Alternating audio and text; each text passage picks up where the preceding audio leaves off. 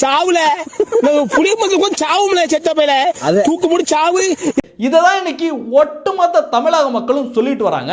குறிப்பா பிடிஆர் பழனிவேல் தியாகராஜன் அவர் இன்னைக்கு ஒரு கருத்தை சொல்லியிருக்காரு. என்ன பார்த்தீங்கன்னா, அறிவுள்ளவர்கள் யாராவது மும்மொழி கொள்கையை ஏற்பார்களா அப்படின்னு மிகப்பெரிய அறிவாளியா பேசியிருக்காரு. இன்னைக்கு இதை மக்கள் காரி துப்பிட்டு வர்றாங்க. என்ன தெரியுமா துப்புறாங்க? ஐயா ஸ்டாலின் அவர்களுடைய மகள் சிபிஎஸ்இ பள்ளிக்கூடத்தை நடத்துறாங்க. அதுல மும்மொழி இருக்கு, ஏன் ஹிந்தி கூட இருக்கு. சத்தமா சொல்லாதீங்க, ஹிந்தி கூட இருக்கு. அப்படி இருக்கையில முதலமைச்சர் ஸ்டாலின் அவர்களுடைய மகளுக்கு அறிவில்லைன்னு நீங்க சொல்றீங்களா? அவருடைய அப்பாவாகிய ஸ்டாலின் அவர்களுக்கு அறிவில்லைன்னு நீங்க சொல்றீங்களா அப்படின்னு மக்கள் கிளின்னு கிளிக்கிறாங்க. ஏன் நம்ம உதயநிதி ரசிகர் மன்ற தலைவர் அன்பில் மகேஷ் பொய்யாமல் இருக்கார்ல அமைச்சர், அவருடைய பையன் பிரெஞ்சு படிக்கிறாரு. அப்படின்னா அவருக்கும் அறிவில்லைன்னு நீங்க சொல்றீங்களா? என்னையா நீங்க பேசுறீங்க அப்படின்னு பிடிஆரோட ரெக்கார்டெல்லாம் எடுத்து போடுறாங்க. அந்த ரெக்கார்டை பார்த்தீங்கன்னா இன்னைக்கு பிடிஆரோட பேட்டி எப்படி இருக்குன்னா, மல்லாக்க படுத்துட்டு அப்படியே எச்சி துப்பியிருக்காரு. அவர் மேலே விழுந்திருக்கு. ஏன்னா அவர் படித்தது ஒரு சிபிஎஸ்இ பள்ளிக்கூடம். எந்த அளவுக்கு இவங்களோட லட்சணம் இருக்கு பாருங்க. இதே பிரஸ் மீட்ல பிடிஆர் இன்னொரு விஷயத்தையும் சொல்றாரு.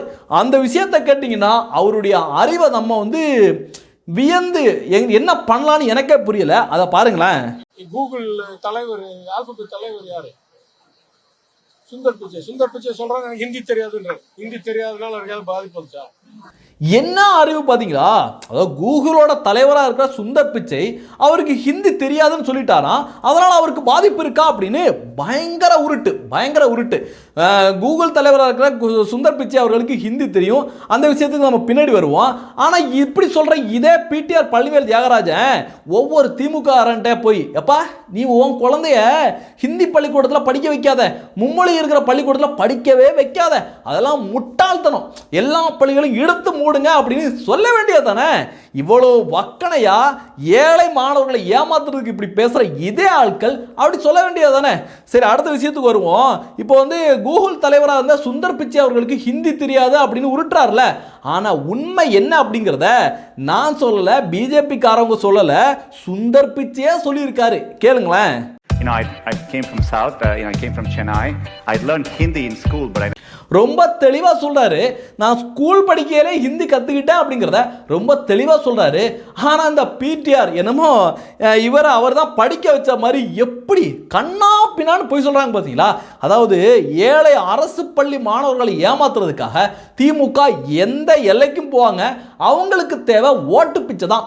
இல்ல எங்களுக்கு தமிழர்களோட நலன் தான் முக்கியம், எங்களுக்கு தமிழ் தான் முக்கியம் அப்படின்னா இந்த திமுக காரவங்க இப்படி பேசுறாங்கல்ல, வாய் வக்கனே பேசுறாங்கல்ல, யாராவது ஒரு ஆள் ஹிந்தி பள்ளிக்கூடத்தை நடத்துவாங்களா? மும்மொழி பள்ளிக்கூடத்தை நடத்துவாங்களா? இன்னைக்கு பார்த்தீங்கன்னா தமிழ்நாட்டில் இருக்கிற பள்ளிக்கூடங்களோட லிஸ்ட் எடுத்து பார்த்தீங்கன்னா மேக்சிமம் பள்ளிக்கூடங்கள் திமுக காரவனோட தான் இருக்கும், இல்லை அவனுடைய பினாமி பேரில் இருக்கும், இல்லை சொந்தக்காரன் நடத்திட்டு இருப்பான். இதுதான் இருக்கும். நீங்க ஒவ்வொரு ஊர்லையும் கணக்கெடுத்து பாருங்க, திமுகவில் இருக்கிற ஒரு சின்ன கவுன்சிலர் கிளை தலைவராக இருப்பான். ஆனா அவங்க குழந்தைகளை மும்மொழி இருக்கிற சிபிஎஸ்இ பள்ளிக்கூடத்தில் படிக்க வச்சுட்டு இருப்பாங்க. இதுதான் இந்த திராவிட மாடலோட லட்சணம். ஆனா இந்த பிடிஆர் பழனிவேல் தியாகராஜனோட தெனாவுட்டு பேச்ச அண்ணாமலை அவர்கள் அக்கு வேற ஆணி வேறையா கிளின்னு கிழிச்சிருக்காரு. உண்மையிலே அந்த வீடியோவை நம்ம எவ்வளவு வாட்டினாலும் ரசிச்சு பார்க்கலாம் போல இருக்கு. அந்த மாதிரி நொறுக்கி இருக்காரு, பாருங்களேன். சரி, பிடிஆர் பையன் இதெல்லாம் படிக்கிறாரு. பிடிஆர் உடைய பையன் அமெரிக்கன் பையன் இருக்காரு. நான் பிடிஆருக்கு அண்ணன் பிடிஆர் அவருடைய பையன் எங்க படிக்கிறாரு? சொல்லணுமே அட்டை.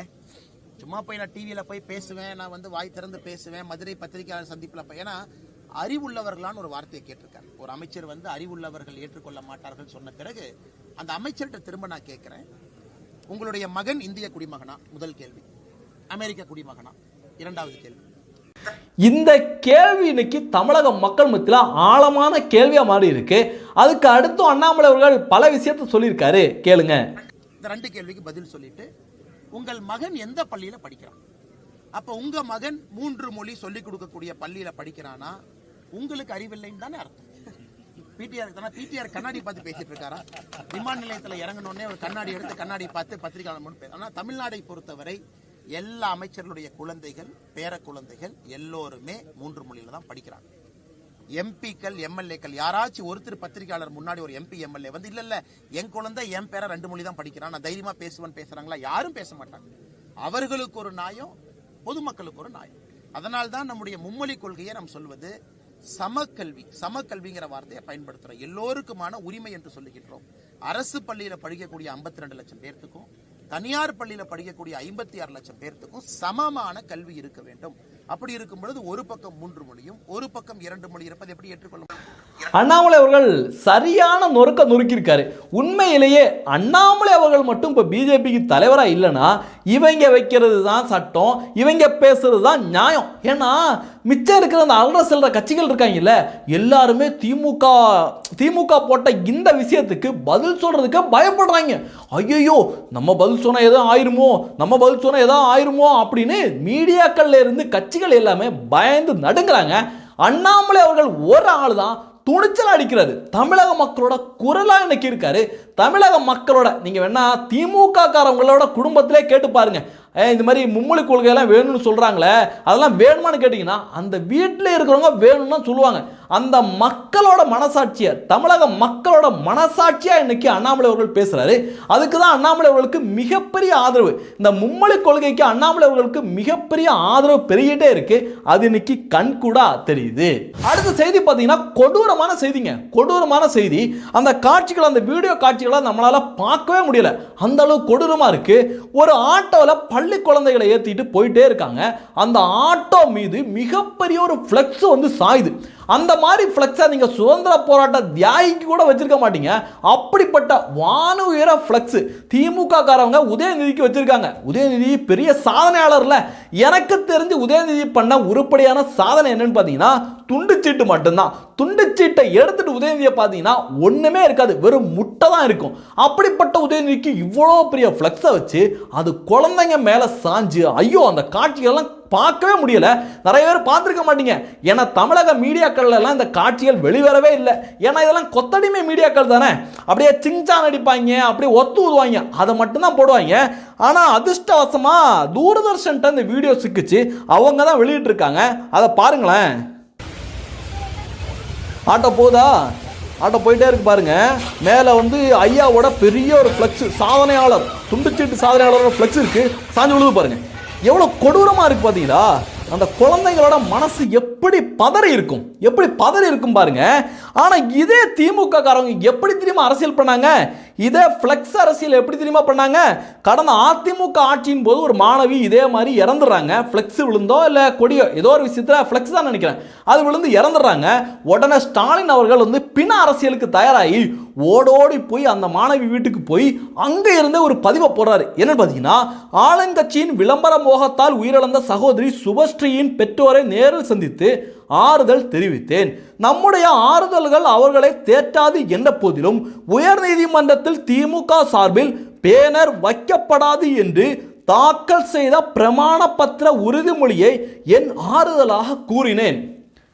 எந்த மாதிரி பதிவை போட்டுட்டு இப்போ ஊரூரா ஃப்ளெக்ஸு கொடி, இதுதான் மானங்கட்ட திமுக அப்படின்னு ஊரு ஃபுல்லாக கார் துப்பிட்டு வராங்க. அதாவது ஆட்சிக்கு முன்னாடி ஒன்று சொல்றது, ஆட்சிக்கு வந்தோன்னா அப்படியே நேர எதிராக செய்யறது. என்னையா இது? இன்னைக்கு இந்த காட்சிகளை மக்கள் வேதனையோட ஷேர் பண்ணிட்டு வராங்க. மக்கள் தங்களுடைய எதிர்ப்புகளை பதிவு பண்ணிட்டு வராங்க. அடுத்து பார்த்தீங்கன்னா, மனதளவில் யாராவது வீக்காக இருந்தீங்கன்னா இந்த செய்தியை பார்க்காதீங்க. ஏன்னா உங்களுக்கு வந்து மிகப்பெரிய பாதிப்பு ஏற்படலாம். ஜூனியர் விகடனில் ஒரு புகைப்படம் போட்டிருக்கான். என்னன்னு பார்த்தீங்கன்னா, சாராய பாட்டிலை வச்சு சாராய அமைச்சர் செந்தில் பாலாஜியோட புகைப்படத்தை வச்சுட்டு 40,000 கோடி எங்கே, பாலாஜியை வளைக்கும் இடி. இந்த இடி ரைடில் அந்த திமுக காரங்க வசமா சிக்கிட்டாங்கன்னு நினைக்கிறேன். 40,000 கோடிங்க. 40,000 கோடி யார் வீட்டு பணம்? மக்களோட பணம். இந்த ஏழை விவசாயியோட பணம், ஏழை பாலங்களோட பணம், அவங்க கட்டுற வரி பணம் திமுகவுக்கு இன்னைக்கு சொந்தமாயிட்டு இருக்கு அப்படிங்கிற மாதிரி இந்த அட்டைப்படம் ஒரு செய்தியை வெளியிட்டிருக்காங்க. ஆனால் அண்ணாமலை அவர்களும் இதில் வந்து நெருப்பு கொளுத்தி போட்டிருக்காரு. என்ன சொல்லிக்காரு அப்படின்னா, டெல்லியில் நடந்த மதுபான ஊழல், சத்தீஸ்கரில் நடந்த மதுபான ஊழல், தமிழ்நாட்டில் நடந்த மதுபான ஊழல் அப்படின்னு போட்டிருக்காரு. ஏன்னா டெல்லியில் நடந்த மதுபான ஊழலில் ஆம் ஆத்மி கட்சி தலைவராக கெஜ்ரிவால் வந்து ஜெயிலில் போய் ஆட்சியை இழந்துட்டாப்புல. சத்தீஸ்கர்லையும் அதே நிலைமை தான். கூடிய விரைவில் தமிழ்நாட்டிலும் இது நடக்கும் அப்படின்னு அண்ணாமலை அவர்கள் சிம்பாலிக்காக சொல்லியிருக்காரு. எனக்கு என்ன சந்தேகம் அப்படின்னா, போன வாட்டி ரைடு வந்ததுக்கே டவுசரில் போனாங்க, நெஞ்சு வலிக்குது அப்படின்னு சொன்னாங்க. இந்த வாட்டி என்ன ஆக போதோ, அதுவும் திகார் ஜெயிலில் போட்டால் டெல்லியில் வந்து பாரதிய ஜனதா கட்சியோட அரசாங்கத்துக்கு கண்ட்ரோலில் வரும். இங்க இருக்கிற மாதிரி சிறப்பு சலுகை எல்லாம் கிடைக்காது. என்ன ஆக போதோ அப்படின்னு தமிழக மக்களோட எதிர்பார்ப்பா இருக்கு. நிச்சயமாக இவங்களுக்கெல்லாம் தண்டனை வாங்கி கொடுத்தாதான் ஒவ்வொரு தமிழனுக்கும் விடிவு காலம் பிறக்கும் அப்படிங்கிறதுல எந்தவித சந்தேகமே கிடையாது. அடுத்து பாத்தீங்கன்னா உதயநிதி ரசிகர் மன்ற தலைவர் அன்பில் மகேஷ் பொய்யாமொழி அவர்கள் ஒரு உருட்டி இருக்காரு. என்னன்னு பாத்தீங்கன்னா, நேஷனல் எஜுகேஷன் பாலிசியை விட எங்களுடைய மாநில அரசோட கல்வி திட்டம் இருக்குல்ல அது சூப்பரா இருக்கு அப்படின்னு சொல்லியிருக்காரு. நான் என்ன சொல்றேன்னா, நீங்க வாயில உருட்டுனதெல்லாம் போதும். உங்களுடைய பையன் பிரெஞ்சு படிக்கிறாப்புல தனியார் பள்ளிக்கூடத்தில் படிக்கிறார். அவர் அப்படியே கையோட அழைச்சிட்டு வந்து, இனிமே நாளையில இருந்து என்னோட பையனா தனியார் பள்ளிக்கூடத்தில் பிரெஞ்சு படிக்க விட மாட்டேன், மும்மொழி கொள்கையை படிக்க விட மாட்டேன், எங்களுடைய அரசாங்க பள்ளிக்கூடம் சிறப்பா இருக்கு, இங்கே சேர்த்து விடுறேன்னு சொல்லிட்டு போயிட வேண்டியதானே. இப்படி செஞ்சீங்கன்னா மக்கள் கேட்கவும் மாட்டாங்க. நீங்க தினமும் இப்படி பொய்யா சொல்லி உருட்டுறீங்க பாருங்க, அதுக்கான தேவையும் இல்லை. இன்னைக்கு திமுக அமைச்சர்கிட்ட வசமா சிக்கிட்டாங்க. அமைச்சர் தர்மேந்திர பிரதான் அவர்கள் இவங்க கையெழுத்து போட்டு கொடுத்தாங்கல்ல, அந்த லெட்டரை வெளியிட்டார். என்ன சொல்லியிருக்காரு அப்படின்னா, நாடாளுமன்றத்தில் தவறான தகவலை தந்ததாக திமுக எம்பிக்கள் தமிழ்நாட்டு முதல்வர்கள் கூறி வருகின்றனர். முதல்வரும் திமுக எம்பிக்களும் பொய் குற்றச்சாட்டு கூறுகின்றனர். PM ஸ்ரீ பள்ளிகளை நிறுவ தமிழ்நாடு அரசு ஒப்புதல் தந்தது என்பதில் நான் உறுதியாக இருக்கின்றேன் அப்படின்னு சொல்லி ஆதாரத்தை வெளியிட்டார். திமுக காரங்களாம் வசமா சிக்கிட்டாங்க. ஏன்னா PM ஸ்ரீ திட்டத்தில் இவங்க கையெழுத்து போட்டு எங்களுக்கு திட்டம் வேணும் அப்படின்னு சொல்லிட்டு பணத்தை வாங்கிட்டாங்க. நான் என்ன கேட்கிறேன்னா, திமுக எம்பிக்களுக்கு, அமைச்சருக்கு, முதலமைச்சருக்கு இவங்களுக்கு PM ஸ்ரீ திட்டத்தில் மும்மொழி கொள்கை இருக்கு அப்படின்னு தெரியுமா தெரியாதா? நிச்சயமா தெரிஞ்சிருக்கும். ஏன்னா தெரியலனாலும் ஆபீசர்ஸ் எல்லாமே சொல்லியிருப்பாங்க. அப்படி தெரிஞ்சும் அந்த திட்டத்துக்கு என்ன கூந்தலுக்காக கமிட்டி அமைக்கிறேன்னு சொல்றீங்க? கமிட்டியும் தேவையில்ல, ஒன்றும் தேவையில்ல, எங்களுக்கு PM ஸ்ரீ திட்டமே வேண்டாம் அப்படின்னு உறுதியை சொல்லிட வேண்டியது தானே. ஆனால் அதுக்கு கமிட்டி போடுறேன் அப்படின்னு ஒரு உருட்டு, நாங்கள் அதுக்காக லெட்டர் எழுதுனோம் அப்படின்னு உருட்டு. ஐயோ, இந்த உருட்டெல்லாம் மக்கள் நம்ப தயாராகவே இல்லை. அதுவும் மத்திய அமைச்சர் ரொம்ப தெளிவாக சொல்லிட்டாரு. திமுக காரவங்க மாட்டிக்கிட்ட அந்த பதட்டத்தில் தான் ஐயோ எல்லாமே எல்லா பக்கட்டும். இன்னைக்கு பார்த்தீங்கன்னா, நீங்கள் இந்த தமிழகத்தில் நடக்கிற பாலியல் குற்றத்தை பற்றி எந்த அமைச்சராவது இந்த மாதிரி பேசியிருக்காங்களா அப்படின்னு பார்த்தீங்கன்னா யாருமே பேசியிருக்க மாட்டாங்க. ஆனால் இன்னைக்கு பார்த்தீங்கன்னா ஊரா பிரஸ் மீட் வைக்கிறாங்க, ஊரா பொய்யா அடிச்சு விட்டுட்டு வராங்க. ஆனால் தமிழக மக்கள் தான் இதை நம்ப தயாராகவே இல்லை. அடுத்து பார்த்தீங்கன்னா, தர்மேந்திர பிரதான் அவர்கள் ரொம்ப தெளிவா டேட்டாவோட பேசியிருக்காரு. எப்பா நீங்க வந்து தமிழ் சொல்றீங்களே, ஆனா தமிழ்நாட்டில் தமிழ் வழி மாணவர்களோட கல்வி கற்கிற திறன் இன்னைக்கு குறைஞ்சிட்டு வருது, அவங்களுடைய எண்ணிக்கை குறைஞ்சிட்டு வருது அப்படிங்கிறத தர்மேந்திர பிரதான் ரொம்ப தெளிவா விளக்கியிருக்காரு. பாருங்க. In 1819, the total Tamil medium students in government school of Tamil Nadu and aided school of Tamil Nadu was 65.87 lakhs, and English medium students were 55.18 lakhs. That means 54% Tamil language, 45% English language. Two language, okay, accepted. In 23-24, what is the scenario?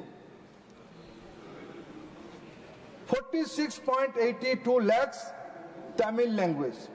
From 65 to now it is 46. English language, nothing to say. English language, it is 55 to 82. That means 63.4% English, 36.3% is Tamil. I am proud of Tamil language. Tamil language is ancient language of the civilization, the way as it is put forth by my Prime Minister. अगर तमिल भाषा में if Tamil language will not be strengthened. அமைச்சர் இதுல ரொம்ப தெளிவா சொல்றாரு. 2018 இருந்து 19ஆம் ஆண்டு வரைக்கும் உள்ள கல்வியாண்டுல 65 லட்சம் மாணவர்கள் தமிழ் வழி கல்வியில இருந்தாங்க.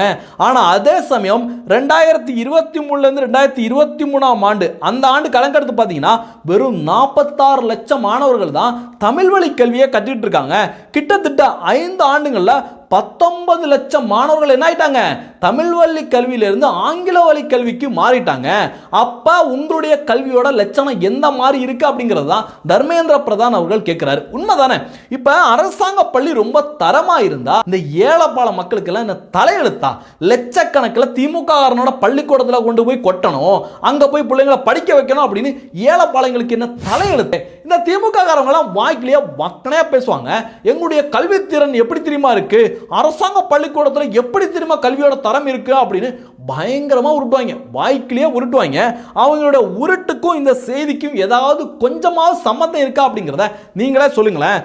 வதந்தி டிவியில் ஒரு செய்தி வந்துச்சு, பள்ளியில் இருந்து மாணவர்களை வீட்டிற்கு அழைத்து செல்லும் பெற்றோர் எதற்கு அப்படின்னு பார்த்தீங்கன்னா, பள்ளி புதிய கட்டிடத்திற்கு நிதி ஒதுக்கீடு செய்தும் பணிகளை தொடங்காததால் ஆத்திரம். மக்கள் கடுங்கோவத்தோட பயத்தோட குழந்தைகளை அழைச்சிட்டு போறாங்க. ஏன்னா பழைய கட்டிடத்தில் புதிய கட்டிடத்தில் கூட மேல்கூரைகள் எப்போ இடிஞ்சு விழுது, மாணவரோட தலையில எப்போ ரத்தம் வருது அப்படின்னு தெரியாத ஒரு சூழல் இருந்துட்டு இருக்கு. அதனால புதிய கட்டிடத்துக்கு நிதி ஒதுக்கியும் நீங்க இன்னும் செயல்படுத்தவே இல்லை அப்படின்னு மாணவர்களை அழைச்சிட்டு போறாங்க. இதுதான் இங்க இருக்கின்ற அரசாங்க பள்ளியோட நிலைமை. ஆனா இவங்க உருட்டுறதெல்லாம் பயங்கரமா உருட்டுவாங்க. ஐயோ நாங்களாம் இப்படி பண்ணிட்டோம் அப்படி பண்ணிட்டோம் அப்படின்னு இவங்க உருட்டுறதுக்கெல்லாம் அல்லவே கிடையாது. அடுத்து பார்த்தீங்கன்னா ஈவே ராமசாமியை அமைச்சர் நிர்மலா சீதாராமன் அவர்கள் கிளின்னு நொறுக்குன்னு நொறுக்கியிருக்காங்க. இந்த திமுக காலங்களில் நாங்களாம் தமிழை காப்பாற்றிட்டு வர்றோம், நாங்களாம் அப்படியே தமிழை நாங்கள் தான் அப்படியே காத்து வச்சிருக்கோம் அப்படின்னு விட்டுறாங்கல்ல, அதெல்லாம் சுக்கு நூறாக நொறுக்கியிருக்காங்க. ஈவே ராமசாமியை இன்னைக்கு தமிழ்நாட்டில் உள்ளூரில் மிதி வாங்கிட்டு இருந்த ஈவே ராமசாமி இன்னைக்கு அகில இந்தியா முழுவதும் மிதி வாங்க வச்சிருக்காங்க நிதி அமைச்சர். 1970 to 2019, it was published in 2019. இந்த தமிழ் மொழியானது காட்டுமிராண்டி மொழி என்று நான் ஏன் சொல்கிறேன்? I'll translate that line, sir. You will understand why I'm reading it here. My mother tongue Tamil. I'm reading this. It really makes me feel angry. But I will tell you.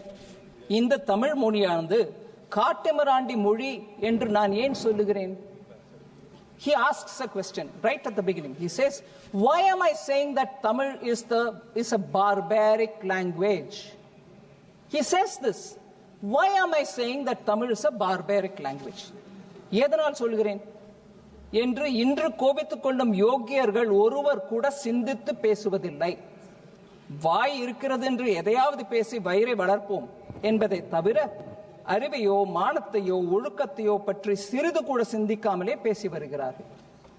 இப்படிப்பட்ட இவர்கள் போக்குப்படியே சிந்தித்தாலும் தமிழ் மொழி 3000 இருந்து 4000 ஆண்டுகளுக்கு முந்தி ஏற்பட்ட மொழி என்பதை தமிழன் பெருமைக்கு ஒரு சாதனமாய் கொண்டு பேசுகிறார்கள். நானும் தமிழ் காட்டுமிராண்டி மொழி என்பதற்கு அதையே தான் முக்கியமாக காரணமாக சொல்லுகிறேன். யார் தெரியுமா அதெல்லாம் சொல்றா? ஈவே ராமசாமி. இவங்க சொல்றாங்கல்ல எங்களுடைய தந்தை பெரியார், எங்களுடைய தந்தை அப்படி உருட்டுறாங்கல்ல இந்த திராவிட பசங்க, அந்த ஈவே ராமசாமி தான் தமிழை இப்படி கழுவி ஊத்திருக்காப்ல. அடுத்து அன்று இருந்த மக்களின் நிலை என்ன? அவன் சிவனாகட்டும், அகஸ்தியனாகட்டும், பாணினியாகட்டும் மற்றும் எவன்தான் ஆகட்டும், இவன்களை பற்றி தெரிந்து கொள்ள உனக்கு புத்தி இல்லாவிட்டால் நீ தமிழை பற்றி பேசும் தகுதி உடையவனா? உனக்கு வாய் இருக்கிறதா? Sir, the brief summary translation of this is, he says, for the very reason that you're telling that Tamil is 3000 to 4000 year old language, I'm using the same reasons to say that it is a barbaric language. This elderly man says, who they worship every morning, afternoon, evening. I'm not even taking his name. And he says it is a barbaric language for the very reason for which you say 3000-year-old language, we are ancient, we are the oldest. But he says for those very reasons Tamil is a barbaric language. He says, do you know how they lived at that time? Do you know what kind of life these people led? Without even studying about that, you want to say Tamil is a great language, it's an old language, it is an ancient language, this is very, very traditional and all that. Tamil is a barbaric language, he concludes. Sir, for just saying your protests are uncivil, they made the education minister to withdraw his statement. When a man repeatedly says Tamil is a barbaric language, Kaatumirandi Bhashai, look at the hypocrisy. They keep his photo in every room. I'm sure even in the parliament office of that party, his photo is there. They garland him and they worship him and they say he is the icon of Dravidian movement. But he said Tamil is Kattamarandi Bhasha.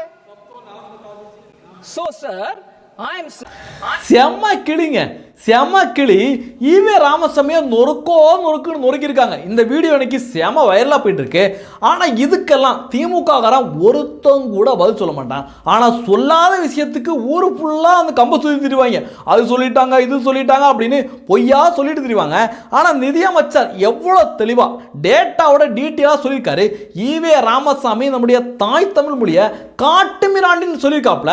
ஆனால் அப்படிப்பட்ட EV Ramasamy நீங்கள் கொண்டாடிட்டு இருக்கீங்க, உங்களுக்கெல்லாம் தமிழை பற்றி பேசுறதுக்கு தகுதி இல்லை அப்படின்னு செம நொறுக்கிருக்காங்க. ஆனால் அதை பற்றியெல்லாம் திமுக காரங்களுக்கு கவலையே இல்லை. நம்ம ஒரு சைடு கேள்வி கேட்டோம்னா இவங்க ஒரு சைடு பதில் சொல்லிட்டு இருப்பாங்க. உதயநிதியோட ஸ்டைல் தான் ஃபாலோ பண்ணிட்டு இருக்காங்க. வெக்கவும் கிடையாது, மானமும் கிடையாது. இந்த தகவல்களை பற்றி நீங்க என்ன